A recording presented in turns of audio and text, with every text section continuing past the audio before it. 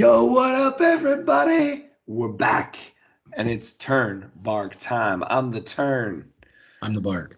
and we're going to be here a long time. Ladies and gentlemen, if you don't know, which you should because you are one of our tens of followers, this is season 6, episode 7. Now, really interesting topic here. Bark, I've been saving this. I haven't been asking you anything because I want to know. For those of you who don't know, Barker and I talked for probably about, I don't know, we've been talking for about 2.5 hours at this point before we even started recording this. Barker, we need an update on the bowling. How did it go? I'm trying to think. She bowled 2 games today. Her first game was her better game. She bowled an 80, like 82, 84 the other day. The other day at practice, she bowled a 94. So Oof. she's making progress. She's Dial. not backspinning anymore. She's got a good release. Coaches say that she's got good balance, good release, good bones to work with. So Is she doing the two-handed bowl, or are we doing a solo? no, we're one-handed right now. So What poundage are we using on the ball? that's the candy apple green one. So it's either a 7 or an 8. Okay. All right. So we're using a house ball, so we're no spin yet. We're throwing straight balls here. Yeah. We're just getting better. Parker, are you impressed at my bowling knowledge?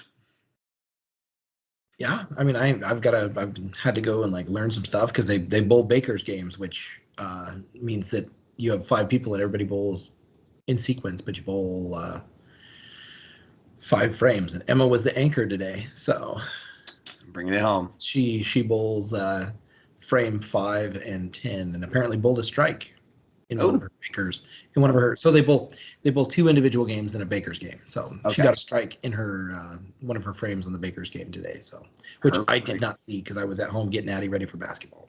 Gotcha. The only reason I know that, Barker, is because my dad and I used to go bowling all the time. They had this thing in Puyallup where it was like Daffodil Bowling Alley, but it was like Rock and Bowl, but it was for old people. So it was on Sunday mornings. So same bowl and Rock and Bowl prices, but the lights were on and there wasn't loud music. So, but I bowled so much with my dad, they got me my own bowling ball and they drilled it for my hands. And so they, but that's what he asked. He goes, do you throw a curve? Do you throw it straight? Like, and that determines how he drills the holes in the ball. I was like, oh, I'll learn something new. So, but yes, congratulations, Emma. That's phenomenal. Love to hear it. All right, folks. Barker texted me, I think this was this weekend, wasn't it? Yes. Yeah, texted me. Great topic. Really interesting. And it was the history of high school sports. So, Barker, why don't you lead us down the rabbit hole that led you to this point? So, as I tell my kids, you gotta feed your wonder bugs. Yes. And Don't trust them. You know, and maybe we give a shout out to Pete Peterson at Quincy High for the Pete's Ponders. And so like you think about these things and it's like, so like in American sports, like everything, it kind of started because like it's very, very much in vogue to have themes for every home sporting event. Is it construction night? Is it camo night? Is it right? So like we had our rivalry game, our second rivalry game, and it was supposed to be the kids wanted camo, and then the principal came out and said, no, the theme is blackout. Like, because our school colors are black, red, and white, right? Oh, okay. So like he was like, it's blackout, and the kids are always like, this is stupid. It should be camo night, and I'm like, I always get after them because they're feeding the commercial, right, industrial complex of just buying stuff we don't need. Yeah, consumerism. And I was like, the good Lord, when the good Lord made a school, like gives the school the only theme that they need. Like you get 2 colors and a mascot. And I started thinking about like, you think about English Premier League teams and like soccer teams in Europe, and like they just have names, but they don't really have. They're not it's not the Manchester United some things, or like, you know, Arsenal, some of them have them. It's like Arsenal is the Gunners, but like they don't put Gunners on their merch. It's just Arsenal. Yeah. And like they have like unofficial nicknames, but everything in America is like place and thing. Yep. Seattle Seahawks, right? Oklahoma City Thunder. You know what I mean? Like it's always this package deal. Right. And so like that let me down this role of like, when was the first time that we started using like a sports like nickname? And so I said mascot, and then Google was like, well, here's when they started putting people in costumes. And I'm like, that's not what I want. And like the closest thing I could find was that Yale, there was a bulldog, I think, named Handsome Dan or something like that, and that's why Yale's the Bulldogs, because they had like a bulldog that they kept around. So it either was an animal, like a live animal was like the first like mascot, or like a little kid, like, you know, like little Timmy or whatever, like he's over here, he's like, that's our boy. Yeah. You know, and so like it kind of made me think about high schools always have this. So like, when did high school sports become high school sports? Yeah. And so as we did some research, one of the things that we discovered that every once in a while, like everything has a history, but not all histories get written down when they happen. Yeah. So with the digging that we did, Barker has a little bit more than I do. I was trying to approach this. So I guess this goes out to our classes now, kind of deal. Was like, what type of research question are we looking at here? And so I started with a basic search of history of high school sports, and I got nothing.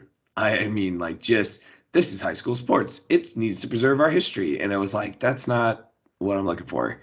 So then I looked and I was like, well, like high school sports, just to get like a encyclopedia page. Went to Wikipedia, got some information, but nothing. So then I was like, okay, let me see. And then I found a source that I think it was a high school newspaper that had been published online as the source. And they were talking about the rivalry game, and that they had that they mentioned the very first football game. So according to them, and then reproven through Wikipedia and the National Federation of High School Sports, that the very first, what they're calling the very first sporting event, organized sporting event, was a football game that was played in 1875, May 12th, between Norwich Free Academy and New London High School. It's thought to be the first high school game because most of the time American football at that point had only been played by universities. Caveat. It could be Norwich, which is what I call it's the same name as, well, no, because like the American pronunciation is Norwich, but if it was at the time, it could have been Norwich, because good old British English doesn't say all the letters sometimes. So the first game, like I confirmed that too, that it was between the Wildcats and the Whalers, which are what their mascots are now today. Okay. They are both still schools that operate. Yep. And then I started thinking about, like, I tried to Google what was the oldest football game in Washington State. Goes back to 1906. Okay. And it is probably not where you think it is. Like, you would expect it to be like near a large cities. Yeah. I would my expectation would be like Spokane or Seattle area. Aberdeen versus Hoquiam. Really? Yep. Bobcats and Grizzlies. Wow. That's a heck of a rivalry. Okay, now, folks, if you don't know Barker like the way I do, Barker, go ahead and tell us their colors and their mascots, please. Oh, you told us mascot. Sorry, you said Grizzlies. Aberdeen is the Bobcats. They are navy blue and maize, like kind of a Michigan motif. Yep. Hoquiam is like maroon and silver, so think like University of Montana. Oh, okay. Also the Grizzlies, but last time, I'm not confident about this. Last time I remember the when I think of the Hoquiam Grizzlies, what sticks in my mind is they had taken the Hawaii H that is like black and green with like the triangles in it, and they'd taken the green and made those into the maroon. Oh, okay. So pretty sharp. And there was actually a Seattle Times article that I found that talked to a whole bunch of people from Aberdeen and Hoquiam, like throughout the years. I think it was at the Centennial. They played every year until 1996, when apparently one of the teams, I can't remember who it was, one of the teams got in trouble for their season was suspended for apparently partying too hard and getting caught. Oh, dang. So, and the second oldest rivalry is Auburn versus Kent Meridian. Oh, really? Okay. Which I'm assuming at the time, because Kent Meridian says it wasn't, like Meridian like was probably added later. Yeah. Probably just Kent. Yeah. Before Kent became so big that it has Kent Lake, Kent Ridge, Kent Meridian. I feel like there's one more. There it is. Kent Lake, Kent Meridian, Kent Ridge. Kentwood? Kentwood, thank you. Yeah, 4. Yeah. Anyways, so I mean, like, but that goes back to 1908. Wow. Which made me think about, like, so, like, if you are not aware, NFHS, right, is not just a sports streaming platform for high schools now that sometimes works and sometimes doesn't. It's actually like the governing body of like rules for the entire country. Yep. And so like NFHS didn't become formalized until 1923. It started in 1920 as 5 Midwestern states coming together to kind of like formalize rules, because people were kind of like barnstorming and borrowing. Like if you think that transfer rules like are bad now, like they were even back then, just like that kid looks like maybe he's 19 and worked coal mine for the last 5 years. Yep. Doesn't go to school, but get on the football team. You're big. We'll put him out there. He'll be fine. And the first 2 sports that schools started playing each other in an organized fashion is football and baseball. Yes, I did get that as well. By the way, Barker, sorry, I've been kind of quiet over here. The Hoquiam 1H is even cooler than the Hawaii H. It is literally a grizzly bear with the H as like part of the back of the head. Oh, they changed it. It is, yeah, it is pretty, at least, okay, so let me rephrase. This is just an article I found from when they played recently. Let me see. I'll get the year on it really quick so make sure I don't screw this up. I think they're in different, they're in different classifications right now. Aberdeen has got to be, Aberdeen's a 2A. I know that. They play in the EVCO. Yeah. Hoquiam probably a 1A and still plays in the 1A EVCO, which is still a pretty legit league. Yeah. Okay, so they do have the H. It's not the Hawaii H right now. Okay, they must. Well, that was like, that was a decade or so ago. Yeah, this is from 2020, September of 2024, and they just have the regular, just a standard H. What was? Oh, here's the one. Prep football preview. This is a really cool looking helmet. I'm just like trying to take it in, but they have a straight up red H. Okay, so that photo was taken in 22 or 20. Yeah, the photo was taken in 22. So anyway, back to sports. But the cool thing, guys, is like that we just found like we can't find anything. Like we found one guy who's written a book on this, and he wrote, I think, what was it, like it's 1830 to 19. No, it's the time frame that he gives is 1880 to 1930 is where he focuses, because that's where it starts to become formalized. Like sport had been around, but like schools weren't necessarily like he talks about like how it starts off. I got a preview of his book. I apologize to Robert Pruder that I wasn't going to pay $50 for the entire book, but talked about how it began. Like it started at boarding schools, which I think is ironic because like he borrowed the idea of like athleticism tied to schools from English boarding schools, but yet America has this strong tie. Like one of the things that we have foreign exchange students, and one of the things that they always want is like they want to go to a football game, they want to do homecoming, and they want to do prom. And one of the things that they say is so different here is that sport and school is like school's not just school. Yeah.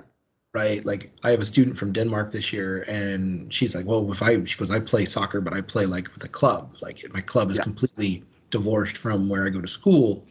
And like for a lot of kids in a lot of countries, like your school isn't necessarily tied to your neighborhood. Right. So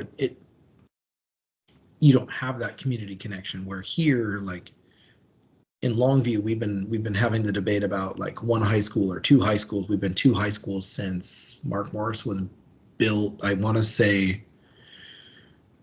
like the 60s is when it was built. And so like people are looking at it now going like we could combine and like, you know, do more and be better. Like both of our teams are in the top 10 for basketball. Like if we were combined, right, we'd be even that much better. Yeah. But it's like, how do we like, we're so set in this idea of like Monarchs and Lumberjacks. Like how do you merge that? How would we mesh them together? And they always say that like the hardest thing to do is like mascot and colors. Yeah. If you do that, which we're not proposing. So anybody in Longview, don't get fired up. But like, it's just kind of this interesting thing that like, it's such a part of America. Like, oh yeah. Well, you're talking about you're talking about like just building off this. You're talking about there are now sports academies where people go to play the sport and then they take school on the side. And the academies are millions of dollars, right? And they're not designed to necessarily, and I won't like badmouth them. I'm sure their academics are just fine and everything like that, but they're designed to get the athlete into the next level of competition, the collegiate level or the pro level or whatever. And so you like talk about ingrained. I have friends in Canada who coach sports, you know, and we make like Quincy, we made a great check. We still do make a great check, right? I'm not sure how it is for Longview and everything like that comparatively, but like I tell him, I'm like, yeah, I'm going to make, you know, I'm going to coach 3 sports and I'm going to make a huge chunk of money. He goes, oh, I get paid like a couple $100 and but I have to do so many of these, you know, just as like a kind of a volunteer hours thing as well. And I'm like, what? I'm like, I don't know if I could volunteer. That's a lot. And I mean, that's what Moses Lake coaches are doing right now. They're getting paid at $1, you know, for their season. So, but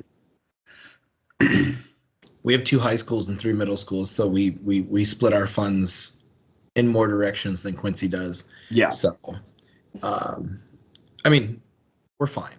Right. No, I'm not. But I'm saying like we don't make as much in Longview as we made in Quincy, but we make a lot. Like not a lot, but we make more than a number of other programs in our league. Yeah, it's hard because funding's changing, and like that's the other thing about it is that like there's always this kind of like duality between like school funding where people, not to get political, but like people are like, well, why do we got to pay so much for schools? But then it's like some communities like we're totally fine like building a new stadium or redoing a basketball court, or you know, like if you're Toppenish and like you are wrestling high school USA, right? Like they probably have no problem shelling out money to buy new wrestling mats. Yeah. Right. But then if you turn around and say, well, hey, we need $50,000 for Chromebooks, people might turn around and be like, no, we're not going to do that.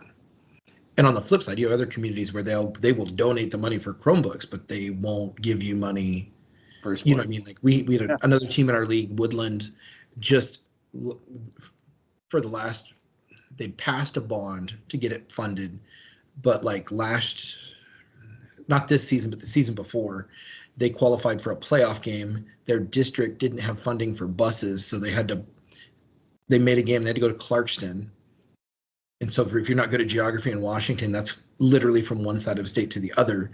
And so they had to figure out what the cost of a charter bus was and then fundraise the cost of the charter bus rather than just telling the kids, hey, drive yourself from Woodland to Clarkston, have fun. Here's a 7-hour, 8-hour, you know, car trip. Yeah. You know? So it's kind of one of these interesting things. And then like one of the other things that gets in the way of it is kind of the idea of,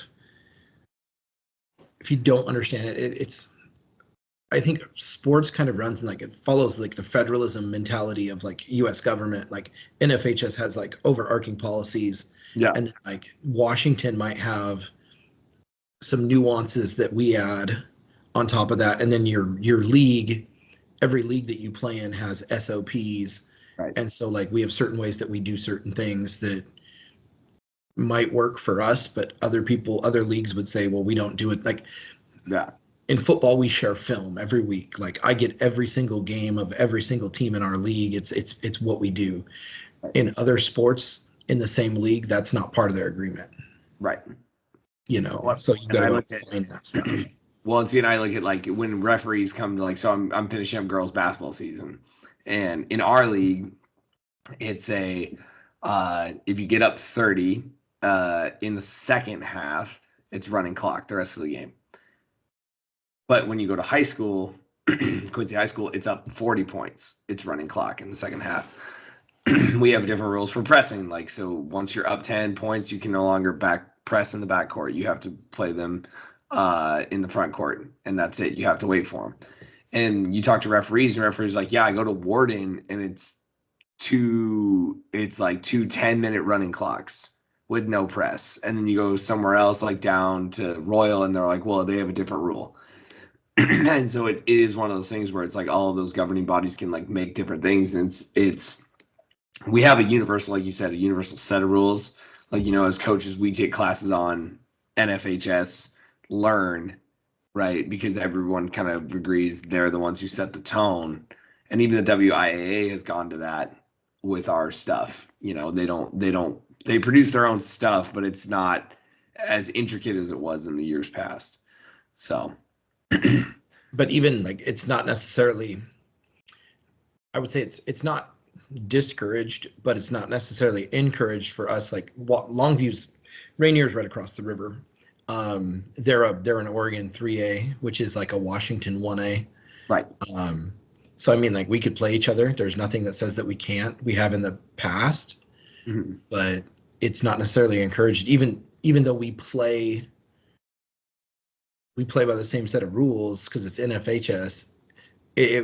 We used to have an AD that was from Canada, and so we'd bring down BC teams and play like a team from Canada every year, which was a little bit more complicated. Yeah. Because passports involved. They play with 12. Yeah. And with vertical motion and multiple guys in motion at once. So like the rules are pretty different. Although I'll speak to your defensive prowess and your offensive mind that I've watched you coach our team of guys that are used to playing 11-man into 8-man, and you drew up plays in the mud that they were running at a football camp. So yeah, God, we played Enterprise. That's who it was, wasn't it? Yeah. Enterprise, Oregon. Yep. Their head coach got to be on. He was on Forged in Fire on the History Channel. Oh, was he really? Yeah, their head coach, the guy that we coached against. Fun fact. Cool. So I was watching that and I was like, I know that guy. And then he said he was from Enterprise, Oregon. I was like, oh, there it is. Yeah. But like, we do stuff like that, and so like there is kind of like this governance, and like people don't understand like some of it today. Like we have this kind of overwhelming structure that like a lot of people are like, well, why can't we just do this? And it's like, well, there's rules. Like we can't just our uniforms. Like we have in football, we have a ton of policies about what part of our jersey can be what color, what. And I always think it's interesting because like in football, when you're at home, you wear your color uniform. And when you're on the road, you wear your whites. But in basketball, baseball, it's the opposite. Like I'm just like, I don't get it sometimes. But and then wrestling, it doesn't matter. Like everybody can wear the same singlet, and we just get two different ankle, colors every. Somebody's red, somebody's green. It doesn't matter what your school colors are. But like the thing, like looking at this is like there's 50 states that are running 50 different associations. And obviously like high school sports started in the Northeast because that's where there was the most like centralized population centers with private schools first off, because like in the Southern, go back to teaching 8th grade history, the Southern colonies, right? Yep. Like you were educated like on the plantation, like you either brought in like a tutor or like you were just educated at home because like the population was so spread out, right? There wasn't a lot of population density. And so like it starts in New York, it starts in Boston, it starts in Philadelphia. And then it grows from there. So like I was really surprised. WIAA, when do you think WIAA was founded? When do I think WIAA was founded? I'll go, since we're kind of dating ourselves and we have a football game in 1906 and 1908, I'm going to say I'll go 25. 1925. 1905. Oof. All right. That's from the WIA website. Okay. It doesn't give like it's not as cool as NFHS where they can kind of tell you like who the first people Yeah. are. I mean, sure, we'd probably have to do some digging. Really? And like this is the problem is that like, did people write about high school sports? Like we live in such an amazing time period. Like shout out here in our local community. We have radio coverage from our local radio stations that are now on AM and FM stations. So like for RA Long, it's KEDO 1270. And then there's 1400 and 1490 that cover like, that'll carry like Mark Morris and Kelso as well. So like all three of us get coverage. We have Into Media, my buddy Nick Sissons, who's just him and his wife just had a baby girl. So congratulations to Nick. They'll be streaming our district championship game, or he will be streaming the district championship game on Friday. So he live streams our stuff on YouTube. Does a great job. Does our games, Mark Morris games, Kelso, Ridgefield, anybody who will let him into the venue does a great job. We have the Daily News, which there's a couple of young guns there.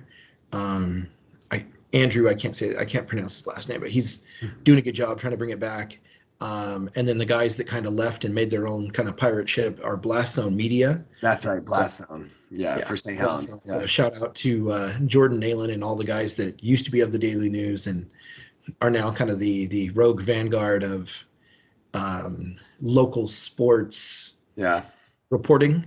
So anybody who used to work for the Daily News that wants to write about local sports around Mount St. Helens is pretty much writing for Blast Zone, which is kind of a cool thing. And then we also get Vancouver coverage from the Columbian, as well as Preps 360.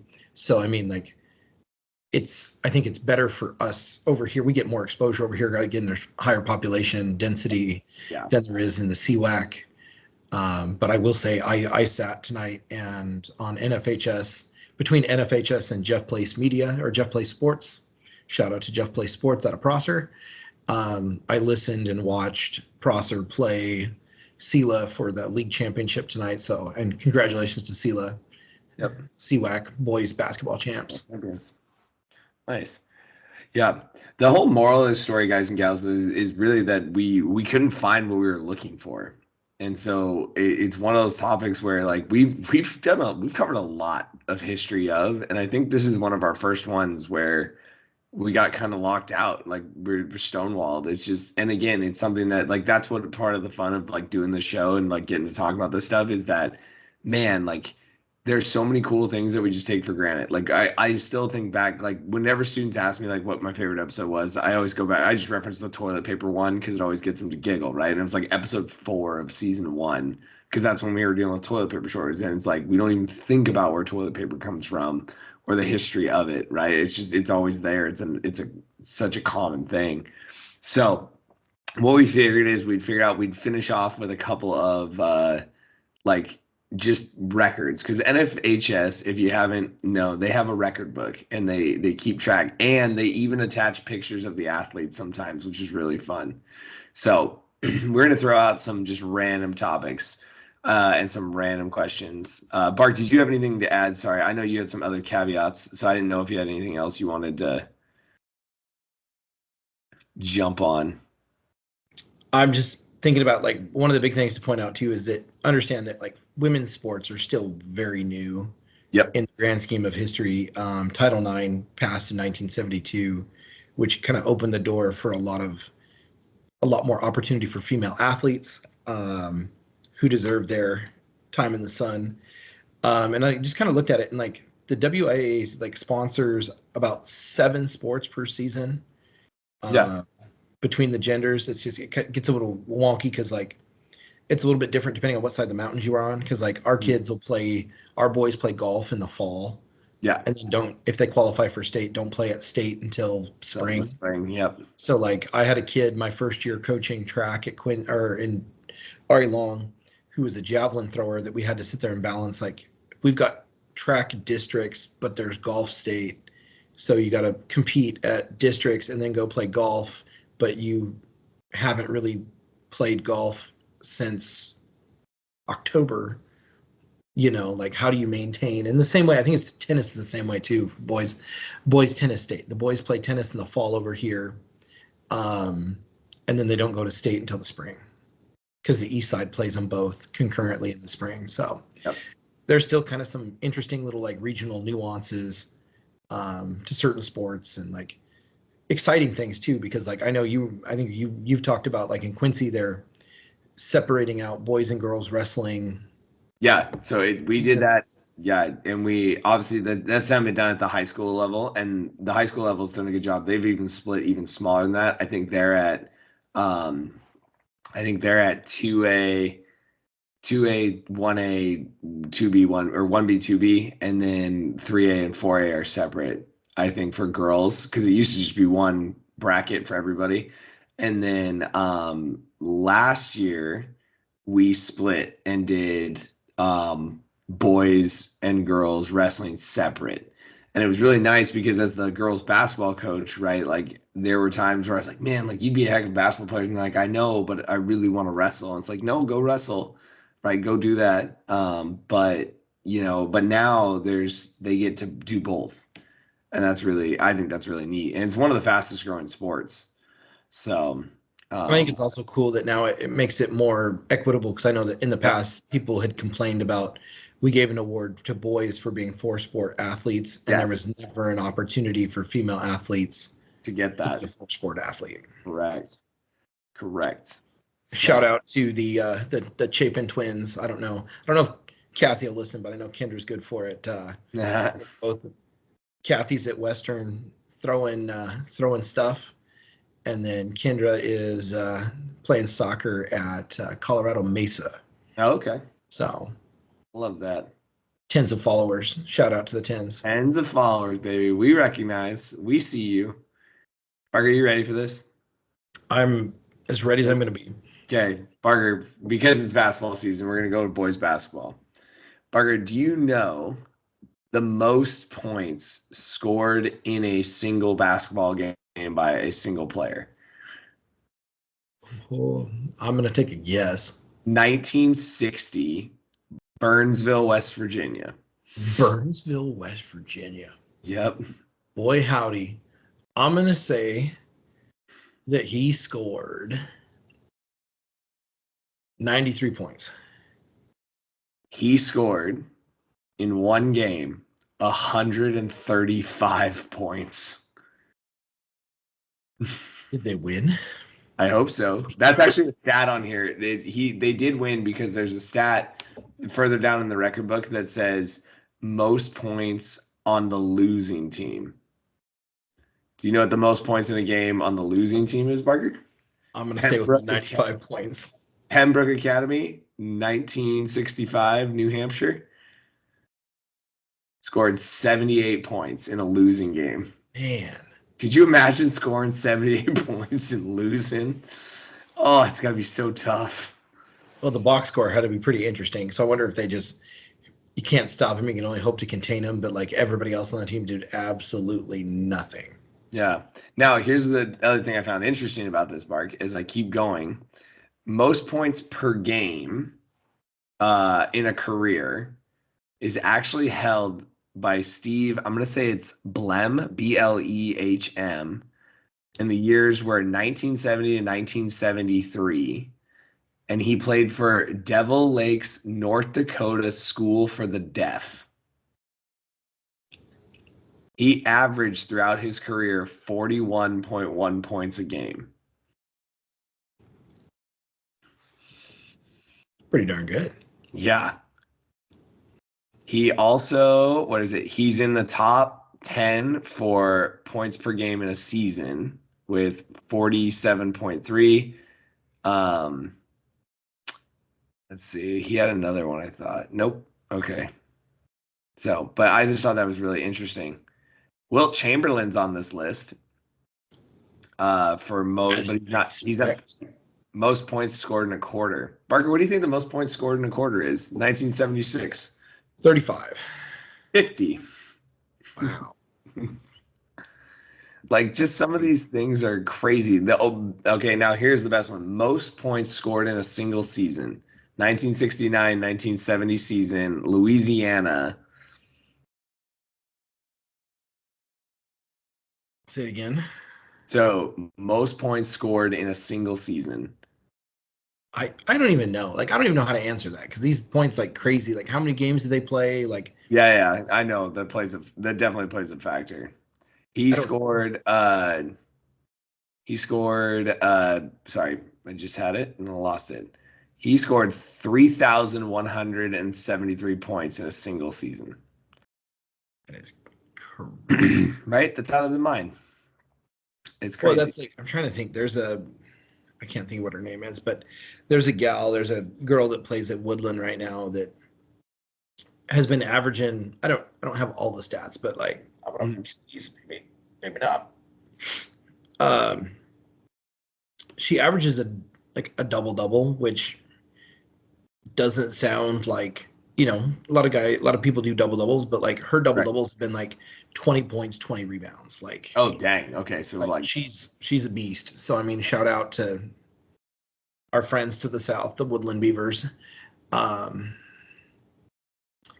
I mean, like, it's like there's just some crazy numbers that are coming out. Like, we had a kid, I mean, Kevin Holden, who's now playing at Central, I think his senior year dropped 58 twice.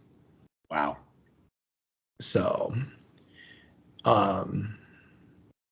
yeah, we don't have anybody who does that right now, but we have a bevy of dudes that are good for about 15 to 20. Yeah. So one of our guys went off for like 30 the other night. So wow. All right, Mark, let's ask this one then. So we'll flip into women's sports. The most points scored in a girls' high school basketball game, 1982, Riverside Poly versus California. Cheryl Miller. By a single person? By a single person in one game. Lisa Leslie is in second place. Oh, that's a name. Yeah. Legend. By the way, Cheryl Miller is on this list twice for most points scored in a game.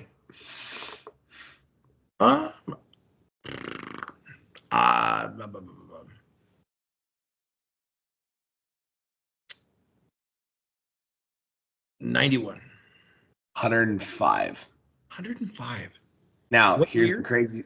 That was 1982. 82. Now, here's the crazy thing about Lisa Leslie's. Lisa Leslie scored 101 points in a game. But here's the data that says it. She played for Inglewood Morningside, and she was playing South Torrance, or she was playing Torrance High School in South Torrance, California in 1990. South Torrance refused to play the second half. So she scored 101 points in the first half. So she would have broken the record had South Torrance decided to play the second half. Dang.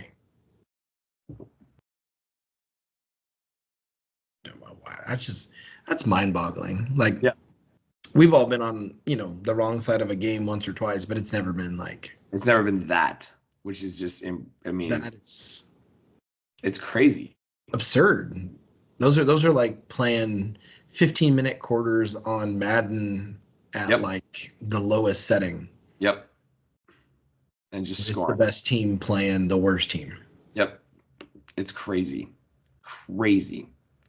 So those are our basketball stats. Barker, do you want any more? No, I think it's, I guess the great thing is that, again, that people are, the beauty of the internet, as much as I talk about how technology can be bad for young people. Yep. The beauty of it is that it allows us to share a lot of this data and put it in a venue where we can share it with a lot of people really easily. But it's just a matter of, like, one of the things I think that we have to think about in the future is how do we sift through all of the data? Yeah. So. Absolutely. Barker, last one, just because you're a throw coach. Furthest shot put. Men's or women's? Men's. 1979. This guy holds the first place and second place throws. Texas. So is it a 12-pound shot? It doesn't specify on here. It's high school. It should be 12, right? That's my guess. Let me see what this dude looked like. Holy cow, he played for SMU, Barker.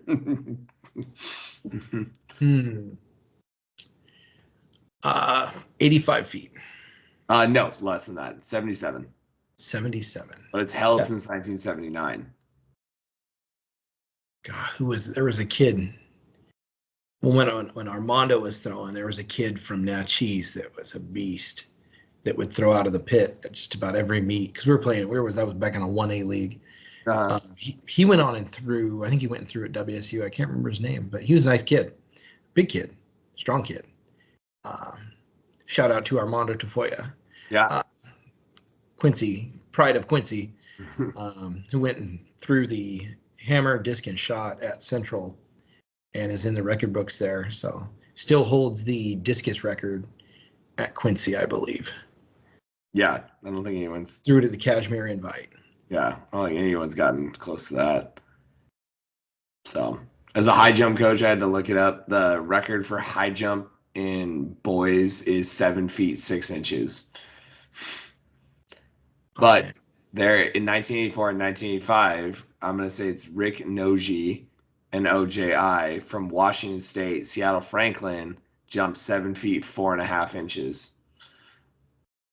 So, but anyway, this was kind of just a fun, like we were looking at all these stats, but if you ever want to look at these stats and just take a look, it's something we're there, but we didn't find it. But the good news is Barker has informed me that he has made a place card, so things that pop up on our Instagram and everything like that when we advertise, for one that we didn't do. I told him that we should do it one time, and I remember specifically saying it, and we never recorded it. We don't know what happened or why or anything like that. So get ready for next week, because next week we are going to talk about probably one of the greatest, can we call it like greatest or most complex? I don't know how we say it. Like best police in action that is in, I don't even know how to say it. It'll be interesting. It has to involve the police and sports and sports and making arrests. So it should be pretty interesting. So, Bargain, anything else? No, for a topic that we didn't know very much about, we talked a while for. We talked a long time on that. So, sorry for the rambles, but as always, we know tens of followers always follow us for our rambles. So, until next time, I'm the Turn. I'm the Bark. And we're going to be here a long time. Have a good night, everybody. Be safe. And just you be well.